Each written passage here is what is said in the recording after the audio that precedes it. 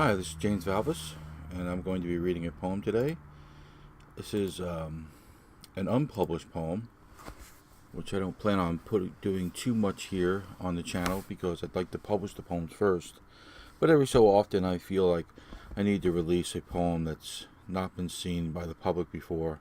Otherwise, the people who like my work best and have bought the book will feel like they're just rereading the same stuff, or that I'm just writing the same stuff. I'm not writing or something. This poem is what I call a takedown poem. And now takedown poems are not generally good. They're written out of spite. They're written out of anger, and it's very hard to write well out of anger. I probably write maybe 6 to 10 takedown poems a year, and I probably throw out 8 of them because they're naturally flawed. You don't want to write out of a bad place because it just doesn't it doesn't gel. It doesn't come together. When I do keep a poem like this, it's usually because there's something above and beyond the original impetus that caused me to write the poem. It's usually not just spite for writing the poem. There's usually some point beyond it. And I think that's the case with today's poem. Today's poem rises above the mere takedown of an individual who was giving me grief. And has given me a lot of grief, in fact. He's attacked me multiple times in multiple places. And not for anything I really did to him, but just because he just decided one day that I wasn't friendly enough to him one day on Facebook, and then he went about attacking me. He's been attacking me for years out of what he perceives to be a slight. Now, there was no slight at all. He wrote me some short note on my Facebook wall, and I never responded to him. I didn't say anything bad to him. I didn't say anything. I was not feeling well at the time or whatever. And I just never got back to it. And he felt like that was in some way an insult to him, that I was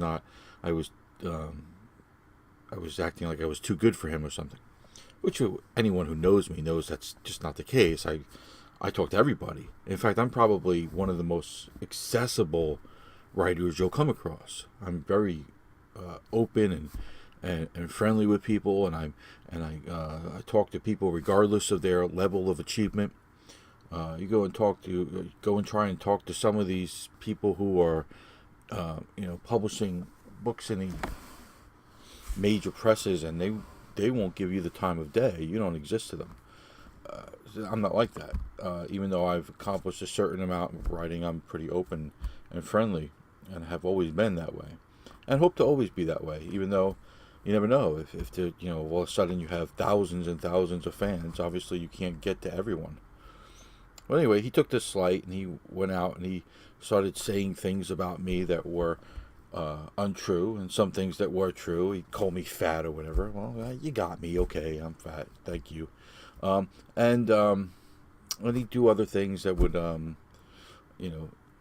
try to get under my skin and cause me to react to him, because this is what he wanted. This is the thing that he wanted, was for me to acknowledge his existence. And if he couldn't get it by just talking to me, then he would do it by attacking me.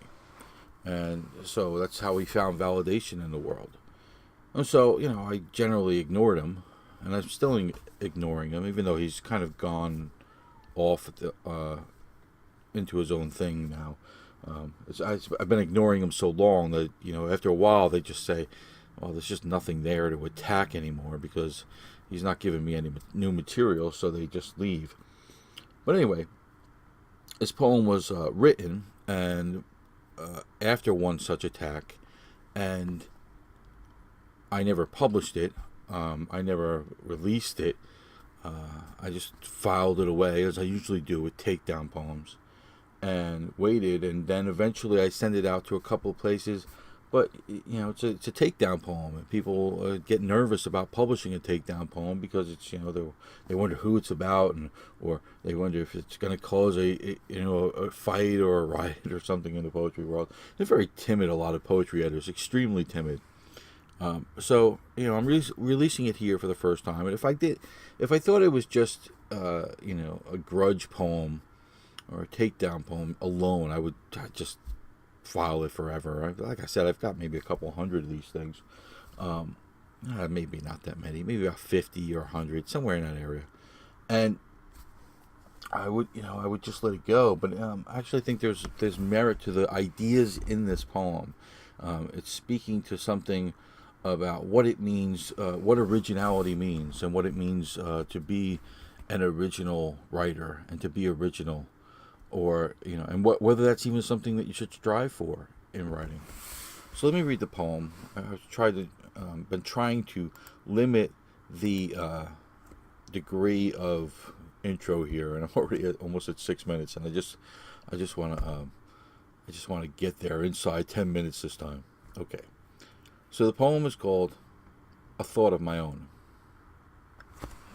One of the fools who were always chewing my ass about something said that unlike himself, I never had a thought of my own, which gave me this thought.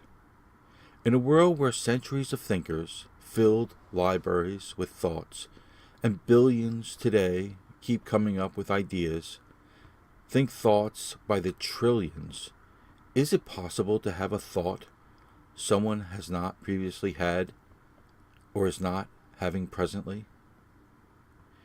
Make it new, Pound said in 1934, which makes the idea quite old if you're an idiot keeping track.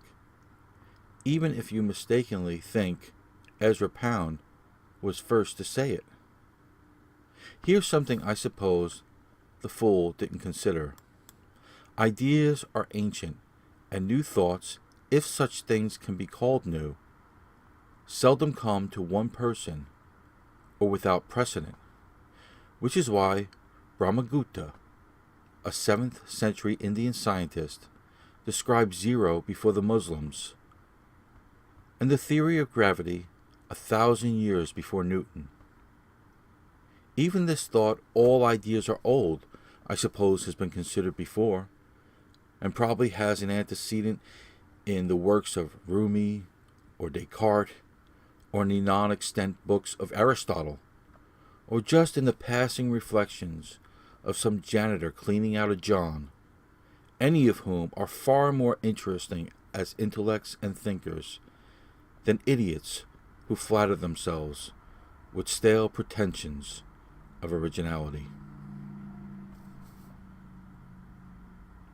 This was James Valvis reading his poem, A Thought of My Own. Please like, comment, subscribe, and share this poem. I'm sure my pleasant interlocutor would love that. And God bless you. And God bless him too. God bless everybody.